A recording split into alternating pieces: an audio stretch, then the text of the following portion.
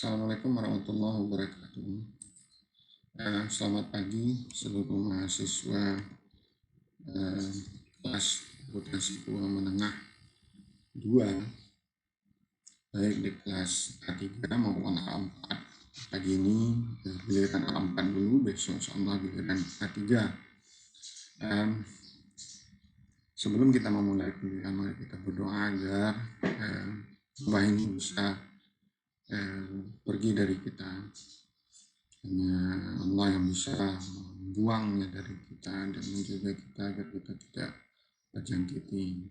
Namun tentu kita harus berupaya agar wabah ini juga jauh dari kita. Pertama dengan menjaga kesehatan, menjaga kontak dengan orang-orang yang memiliki kemungkinan risiko itu, misalnya dengan tidak berada di kerumunan orang ramai, dan sedapat mungkin selalu berada di rumah. Dan yang penting itu adalah menjaga semangat bahwa agar daya tahan kita tidak menurun. Baik, satu lagi, Universitas Andalas menyediakan fasilitas rumah sakitnya. Jika ada warga Universitas Andalas yang meragukan kondisi kesehatannya, silakan langsung ke sana. Baik, pertemuan hari ini kita akan membahas tentang akuntansi untuk pajak penghasilan. Ada 4 topik yang besar yang akan dibahas di sini. Namun yang pertama ini yang akan kita bahas di dalam pertemuan ini. Satu lagi yang terlupa adalah bahwa saya menggunakan PowerPoint yang melekat dengan buku ISO, Wikan, dan Wafil ini. Jadi saya tidak menyiapkannya sendiri dan menggunakannya. Mudah-mudahan ini bisa diterima oleh semua yang mendengarkan atau menonton video ini. Baik, ada 10 tujuan pembelajaran yang akan kita bahas hari ini. Ini mungkin akan cepat saja karena kalau tidak tentu kilowatt yang terpakai itu akan besar. Sehingga sisanya nanti akan dipelajari sendiri. Kita akan berdiskusi nanti setelah Anda selesai membaca seluruh bab ini. Baik, ada 10. Pertama itu seperti ini, mengidentifikasi perbedaan antara pre-tax financial income dengan taxable income. Kemudian seterusnya nanti kita akan lihat satu persatu. Nah, pertama dulu, ini sebenarnya bulannya tepat ini, bahwa pada bulan Maret, April itu adalah masa bagi perusahaan-perusahaan dan setiap wajib pajak sebenarnya untuk menyiapkan laporan keuangannya. Nah, laporan keuangan disusun menggunakan standar akuntansi keuangan, sementara laporan perhitungan pajak yang terutama itu menggunakan undang-undang perpajakan sebagai dasarnya. Standar akuntansi keuangan, atau di sini IFRS, itu adalah sebuah standar yang sebenarnya disepakati oleh organisasi profesi di Indonesia. Berarti itu organisasi profesinya adalah Ikatan Akuntan Indonesia. Mereka yang menyepakati standar akuntansi apa yang akan kita pakai di Indonesia. Di dalam undang-undang atau peraturan yang lebih tinggi itu mengatakan bahwa acuan penyusunan pelaporan keuangan adalah pada standar yang ditetapkan oleh profesi. Seperti dalam hal ini di Indonesia berdasarkan. Sementara untuk laporan penghitungan pajak terutama, income itu penghasilan terutama, itu didasarkan pada undang-undang perpajakan atau undang-undang pajak penghasilan dalam konteks ini. Nah, akuntansi keuangan dengan akuntansi untuk perpajakan itu punya beda.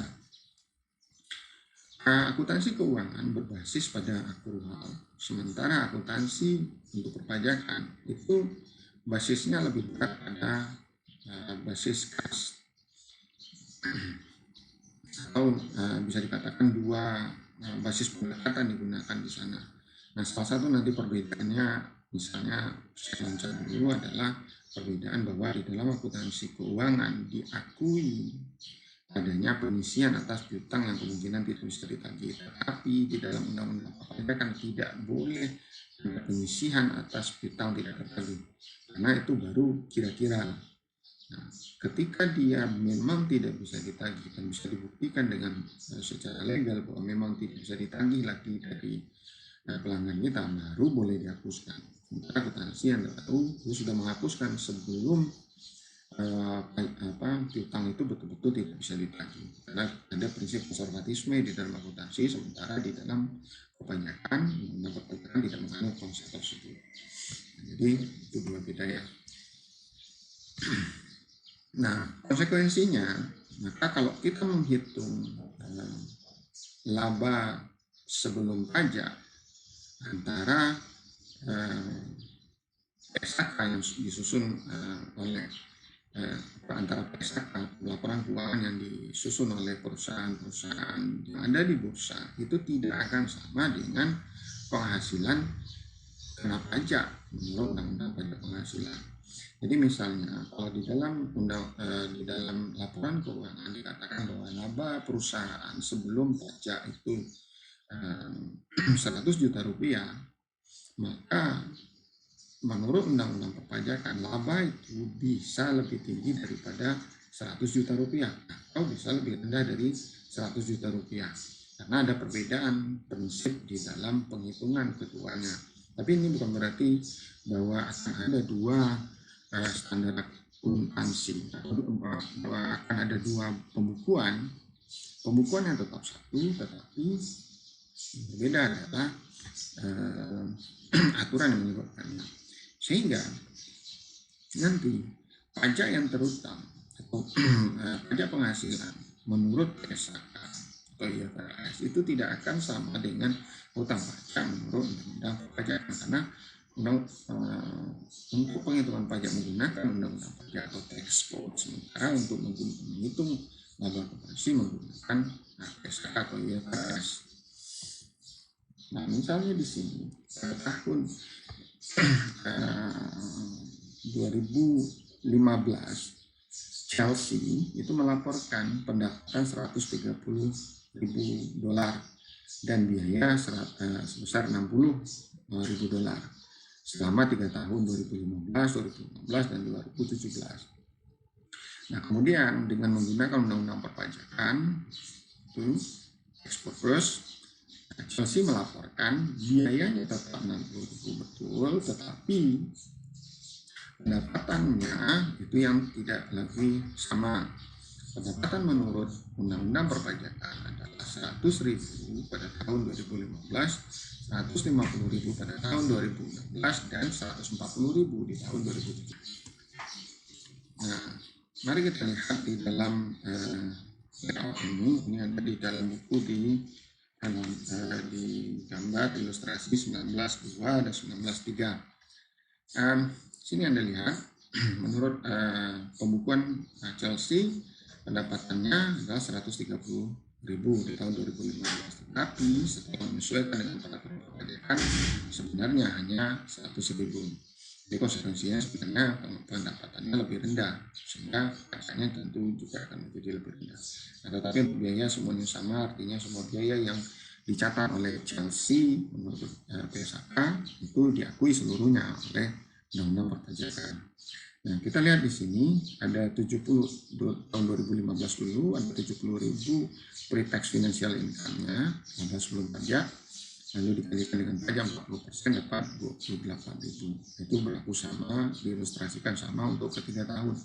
Total pajak penghasilannya selama 3 tahun tersebut adalah $84.000. Kemudian kalau kita lihat dalam undang-undang dalam rekonsiliasi fiskal namanya ini,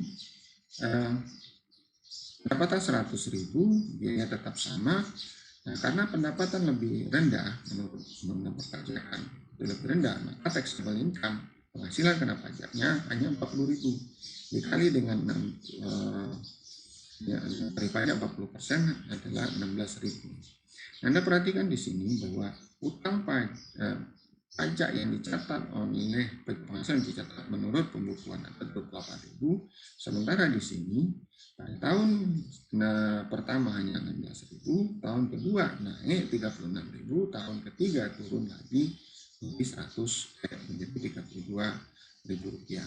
Tapi coba perhatikan bahwa totalnya itu adalah 84.000. Ini nanti akan disebut dengan beda temporer atau beda waktu. Karena coba Anda perhatikan, total pendapatan selama 3 tahun sebenarnya 390.000 sama antara kedua standar akuntansi dengan pelaporan keuangan. Yang terjadi adalah yang 130.000 dengan 100.000 beda 30.000 itu ditunda ke tahun-tahun setelahnya, tidak bisa diakui langsung pada tahun 2015 mungkin karena peraturan perpajakan yang melarang atau mengizinkan untuk tidak menghitung dulu demikian ya. Nah, kemudian jika kita sandingkan, ini ada di ilustrasi 19.4, kalau kita sandingkan keduanya, maka Anda perhatikan beda antara pajak penghasilan menurut pembukuan dengan pajak penghasilan menurut undang-undang perpajakan tahun pertama 12.000 lebih tinggi yang menurut pembukuan, kemudian di tahun kedua lebih rendah 8.000, di tahun ketiga lebih rendah 4.000. Perbedaan keduanya adalah 0. Jadi ini yang disebut dengan beda waktu, hanya beda waktu kapan dia akan diakui. Tidak langsung pada tahun pertama tetapi ditunda karena adanya perbedaan aturan tersebut. Nah, kemudian mari kita lihat mungkin ada pertanyaan. Pada tahun 2015 ada deferred tax liability namanya. Ini adalah hutang pajak yang ditunda atau kewajiban pajak tertunda. Itu naik menjadi 12.000. Kenapa disebut ditunda? Karena dia belum dibayar kan pada tahun 2015, baru akan dilunasi pada tahun-tahun setelahnya. Nah, sehingga pada tahun 2016 ada pengurangan sebesar 8.000. Itu yang disebut dengan dalam tanda kutip disebut dengan pelunasan. Kemudian tahun 2016 besar 4.000. Nah, di dalam pelaporan keuangannya seperti ini akan muncul sebesar $12.000 sebagai pajak utang pajak tanggungan 12.000. Kemudian ada utang pajak perusahaan menurut pembukuan itu 16.000. Jadi ya, menurut undang-undang perpajakan 16.000. Ya, totalnya utang pajaknya sebenarnya pada tahun tersebut adalah $28.000.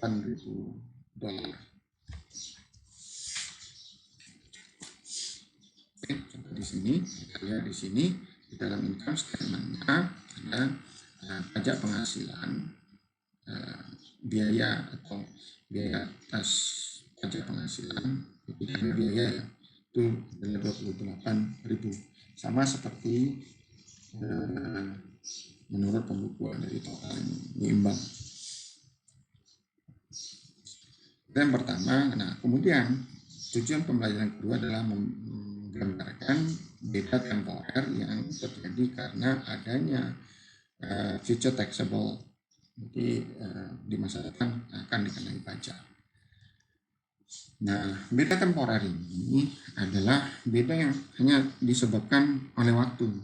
Jadi misalnya gini, kalau Anda melakukan depresiasi menggunakan metode garis lurus atau ya menggunakan metode garis lurus sebagai contoh, dan kemudian asumsinya adalah 4 tahun, maka setiap tahun Anda mendepresiasi sebesar 25%. Dari 10 juta misalnya perolehannya, maka setiap tahun Anda akan mendepresiasi 2,5 juta rupiah setiap tahun selama 4 tahun. Nah, tetapi kalau kemudian Anda berasumsi bahwa aset yang sama itu sebenarnya umur ekonomisnya adalah 5 tahun, maka otomatis setiap tahun itu depresiasinya hanya 20%. Karena hanya 20%, maka hanya Rp200.000 yang akan didepresiasi per tahun. Nah, kalau 4 tahun, berarti dia dalam 4 tahun itu akan habis umur ekonomisnya, nah, dan nilai bukunya menjadi 0, tetapi karena 5 tahun, baru setelah 5 tahun dia menjadi 0. Sebenarnya, pada akhirnya nilainya 0, tetapi karena beda temporer, beda waktu, beda asumsi yang kita gunakan untuk usianya, sehingga kita menyebabkan usianya itu berbeda. Akhirnya nilainya juga tetap 0. Ini yang disebut dengan atau contoh dari beda temporer. Nah, ada future taxable amounts, ada future deductible amounts. Kalau future taxable amounts itu adalah deferred tax liability, hutang pajak tanggungan. Sementara kalau deferred future deductible amount berarti deferred tax asset. Jadi ada aset yang sebenarnya itu harus dikurangkan dari pembukuan kita. Sementara ini ada pajak yang timbul karena perbedaan akuntansi tersebut. Ada ilustrasi 19-22 untuk menggambarkan beda antara keduanya. Jadi ada kalau di buku seri 2, edisi 2 itu ada di halaman 965 sampai 965. Nah, kemudian kita lanjut dengan contoh berikutnya. Kasusnya masih Chelsea. Perbedaan antara book basis pembukuan akuntansi dengan basis undang-undang perpajakan aset dan kewajiban sehubungan dengan account receivable itu terjadi karena ada account receivable sebesar 30.000 yang sudah diakui kalau menggunakan IFRS itu sudah bisa diakui, tetapi kalau menggunakan undang-undang perpajakan itu belum bisa diakui. Jadi ingat bahwa di awal tadi di slide yang pertama itu ditunjukkan bahwa ada beda saya kembali ya, ada beda sebesar 30.000 antara ini 130 dengan 30 ini. Jadi ada account receivable, ada sebuah pendapatan yang sudah diakui menurut PSK, tetapi belum boleh diakui menurut undang-undang perpajakan. Itu yang menyebabkan beda 30.000. Saya kembali lagi ke slide nomor berapa tadi? 14 kah? Nah, ini slide 12. Nah, ini bedanya 30.000. Nah, 30.000 ini belum boleh diakui tahun 2015, tetapi sudah bisa diakui nanti di tahun berikutnya, sehingga di tahun 2015 itu belum bisa diakui. Ini digambarkan di sini tahun 2015 belum bisa diakui, ini dioper ke 2016 ketika sudah terrealisasi, dan di 2017 katakan juga sudah terrealisasi. Jadi artinya 30.000 ini itu baru boleh diakui pada tahun-tahun setelahnya. Dan contoh ini ada yang di tahun 2016 dan 2017 sebesar 20 dan 10. Jadi dalam konteks yang berbeda jumlahnya itu tidak seperti ini ya. Nah, kita perhatikan di sini, maka deferred tax liability seakan-akan akan menyajikan peningkatan tax payable pajak pada tahun-tahun setelahnya karena ada beda temporer undang-undang perpajakan yang berlaku saat itu. Jadi di sini kalau menurut IFRS dia terutang 48.000, menurut IRS atau Gensen pajak hanya 16.000, maka beda-beda 12.000 yang merupakan hutang. Jadi ini hutang yang tertunda. Income tax expenses-nya sama. Oke, ini tertunda. Masih sama, ini diasumsikan lagi bahwa deferred tax liability-nya itu terjadi tahun di akhir 2015, di awal tahun dia tidak punya, Kemudian ada expenses yang masih deferred sebesar tertunda sebesar 12.000 yang menjadi biaya atau payable itu 16, sehingga total untuk tahun 2015 ada 28.000 dolar. Nah, untuk pencatatan dia tetap mencatat sebesar 28.000 sebagai biaya pajak. Jadi ini akan masuk ke dalam laporan laba rugi. Nah, untuk payable 16.000 itu adalah sebesar yang perbedaan sebesar ini adalah tax yang 16.000 adalah menurut undang-undang perpajakan. Nah, ini adalah selisihnya. 12.000 adalah selisih dari yang dihitung menurut PSAK dikurangi dengan yang dihitung menurut undang-undang perpajakan. Oke ya. Kemudian di 2016 perhatikan bedanya, deferred tax liability-nya di debit 8.000 sehingga totalnya di sini payable-nya 36.000 sebesar yang angka menurut undang-undang perpajakan. Nah, kita bisa tebak bahwa tahun 2017 deferred tax liability-nya di debit sebesar 4.000. Jadi kalau bikin T-account begitu, kredit awalnya 12.000, kemudian debit 8.000, debit 4.000, sehingga totalnya tentu menjadi 0 ya.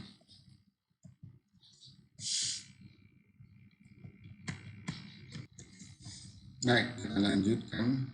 Nah, ini contoh lain, Starfleet Corporation punya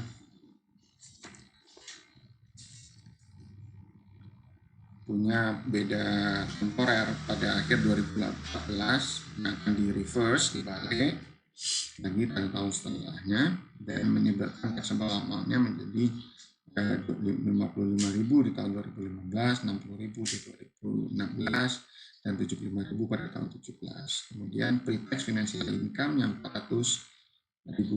Jadi ini laba menurut laba sebelum pajak menurut PSAK. Tarif pajak 30% untuk semua tahun sama. Kemudian diasumsikan tidak ada pajak tangguhan pada awal tahun. Instruksi pertama, hitunglah taxable income dan income tax payable untuk tahun 2014, kemudian siapkan jurnal yang dibutuhkan. Nah, jadi kita perhatikan di sini, financial income IFRS-nya adalah 400.000 tahun 2014, ini pada tahun yang pertamanya. Kemudian beda temporer adalah 55.000 di tahun 2015. Disebutkan oleh di sini, perbedaannya disebutkan di sini ada 55.000, 60.000 dan 75.000. Ini 55.000, 60.000 dan 75.000. Nah, dengan total ini kita lihat ini totalnya adalah 190.000. Ya, sebetulnya ini bukanlah yang pertama muncul ya, yang lebih awal muncul, tapi ini yang lebih awal muncul. Ada beda difference-nya, beda temporernya 190.000.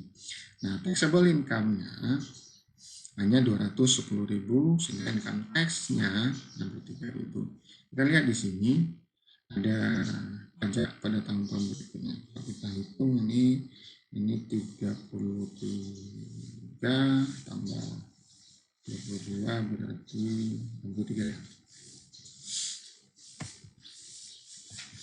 Ya, ada penjelasan 57.000 ya, 57.000 deferred tax-nya, income tax payable-nya 63.000, lalu debitnya 120.000.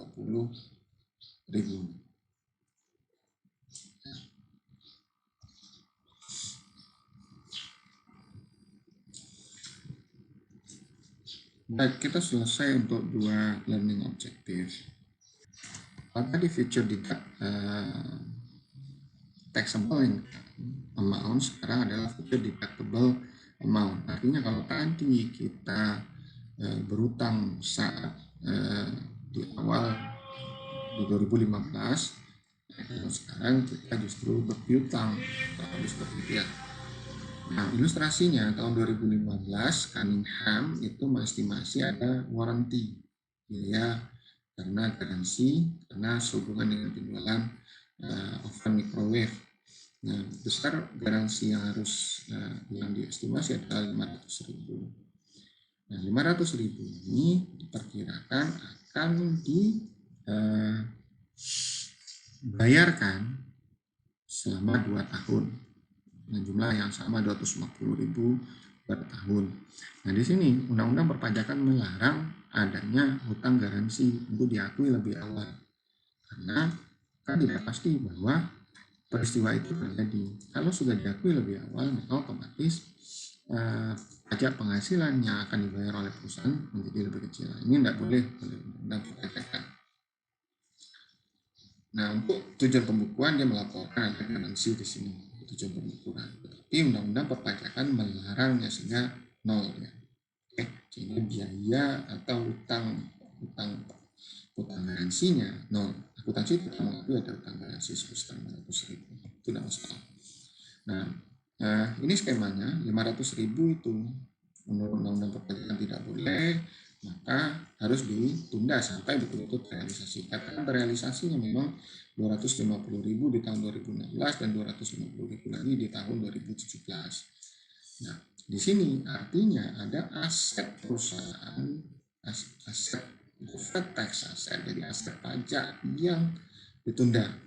Ditunda apanya? Ditunda untuk diakui. Jadi dia akan masuk di dalam laporan keuangan, kita lihat ya. Nah, definisi ini deferred tax asset itu merupakan peningkatan jumlah pajak yang bisa ditagih kembali, artinya diminta lagi kepada negara atau dikompensasi dan Undang-Undang Perpajakan kita. Oh, ini ditabung dulu untuk tahun-tahun berikutnya karena akibat perbedaan temporer yang antara undang-undang dengan perpajakan yang terjadi karena adanya terjadinya di tahun sekarang. Nah, ini contoh undang-undang perpajak menurut pembukuan dia punya biaya litigasi 50.000. Litigasi artinya tuntutan hukum, misalnya karena sebuah produknya cacat kemudian menyebabkan pelanggannya sakit lalu juga dibawa ke pengadilan. Nah, menurut perusahaan itu sudah cukup kuat untuk dijadikan hutang, tapi undang-undang belum menyatakan begitu. Nah, sehingga ada beda antara di sini 50.000 yang kalau terjadi, kalau tidak terjadi kan mungkin saja bisa. Nah, sehingga ada deferred tax asset sebesar 20.000 karena dikali pajak dari pajak 40%. Dan di Indonesia tentu kan pajaknya tidak 40% yang dipakai. Nah, misalkan ini adalah tahun pertama operasinya, kemudian ada pendapatan kena pajak 100.000, income tax expensesnya menjadi seperti ini. Jadi ini pada akhir tahun 20.000, awal tahun sebelumnya tidak ada penambahan. Nah, di sini ada deferred tax expenses, benefitnya ditunda sebesar 20.000. Current tax, income tax payable-nya 100.000 sehingga expensesnya hanya 80.000. Kalau di jurnal, dia kalau di jurnal 80.000 sebagai expensesnya, ada tax assetnya 20.000, lalu utang pajaknya 100.000. Ini untuk 2015, di 2016 maka jurnalnya 160.000 sebagai expenses karena ini tidak terjadi ya. Maka ada deferred tadi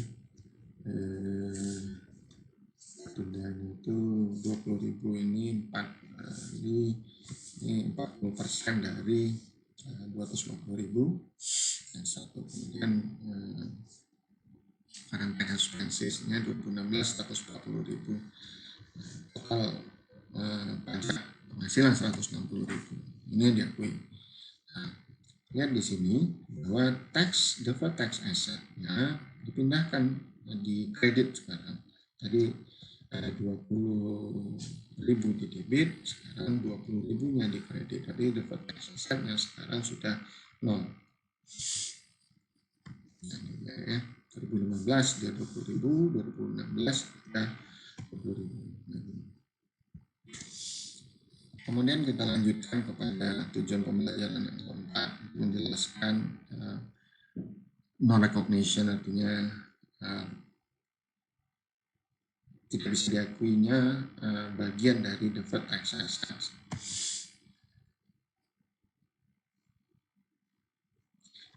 Di dalam aturan akuntansinya, sebuah perusahaan haruslah mengurangi deferred tax asset-nya jika ada probabilitas, probable itu likelihood-nya, kemungkinannya at least slightly more than 50%, artinya sedikit di atas 50% saja itu sudah probable bahwa dia tidak akan bisa direalisasi sebagian dari deferred tax asset tersebut. Jadi kan deferred tax asset itu kita punya manfaat, kita punya benefit karena dalam bentuk tabungan aset pajak gitu ya. Jadi kita bisa ambil sebenarnya, juga bisa kita tunda untuk dibayarkan sebagai bagian utang pajak di tahun-tahun setelahnya. Misalnya 2015 saya punya utang pajak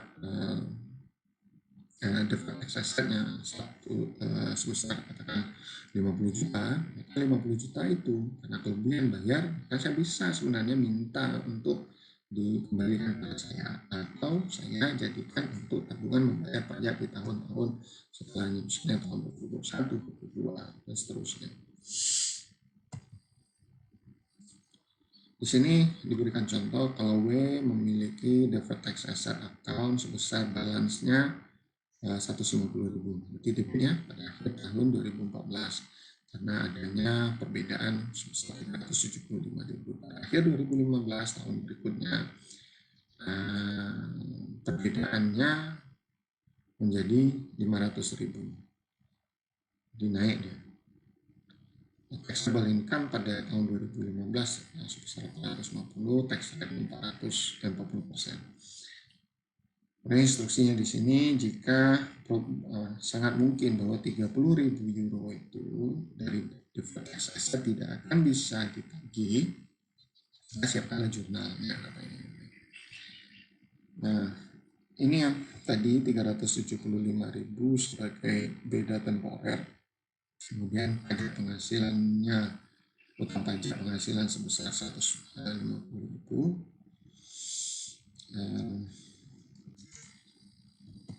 Maka di tahun 2015 perbedaannya menjadi totalnya 500.000 ya. Jadi dikatakan begitu. Pada akhir 2015 seperti awal 2016 temporarinya kumulatif menjadi 500. Kumulatif menjadi 500 berarti naik 125.000 lagi temporary difference-nya. Di sini tidak dikatakan kenapa menjadi 725, ini menjadi langsung dikatakan bahwa taxable income-nya menjadi 850.000. Sini disatakan 850.000. 40% dapat 340.000, maka utang pajaknya 340.000, expenses-nya 290 dan deferred tax assets-nya sebesar 50.000. Kemudian income tax expenses bertambah 30.000 di sini, dan deferred tax assets-nya 30.000 ini yang disebut dengan non recognition, tidak bisa diakui karena dia tidak kejadiannya tidak terrealisasi. Kemudian berikutnya tujuan pembelajaran kelima untuk menggambarkan penyajian biaya pajak penghasilan pada income statement.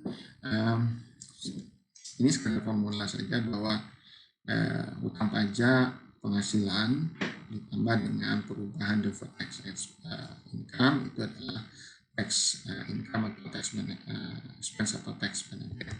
Nah, Anda sebenarnya bisa melihat praktik ini dengan membuka laporan tahunan perusahaan-perusahaan. Saya kira beberapa perusahaan untuk tahun 2019 itu sudah menyelesaikan pembukuan akuntansinya, sehingga Anda sudah bisa melihat praktek yang dijalankan oleh perusahaan untuk penyajiannya.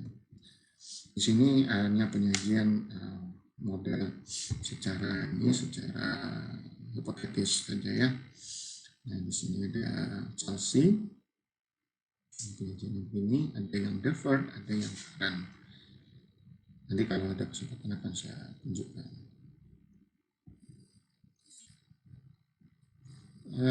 Kemudian lanjutannya adalah yang keenam, menggambarkan berbagai perbedaan temporer dan perbedaan permanen. Ini yang ada di ilustrasi 1922. Anda bisa baca sendiri, karena kalau Anda melihat di Anda browsing peraturan perpajakan, itu Anda akan bisa melihat daftar biaya yang bisa diakui, biaya yang tidak bisa diakui, atau pendapatan bisa diakui dan tidak bisa diakui, sehingga harus dilakukan rekonsiliasi. Jadi kalau nanti Anda kuliah perpajakan, akuntansi, perpajakan ya, maka Anda akan bisa melihat, akan belajar daftar ini, bahkan lebih ekstensif daripada ini.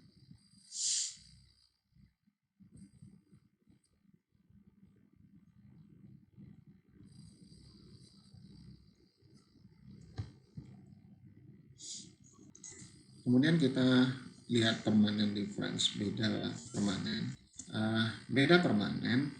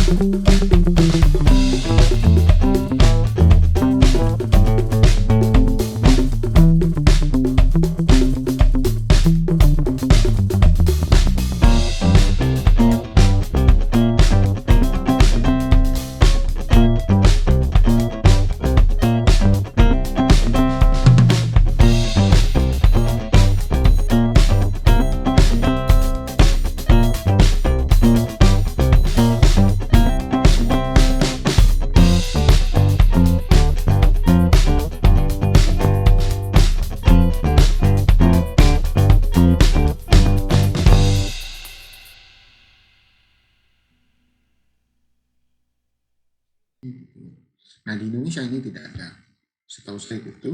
Tapi yang ada adalah loss carry forward.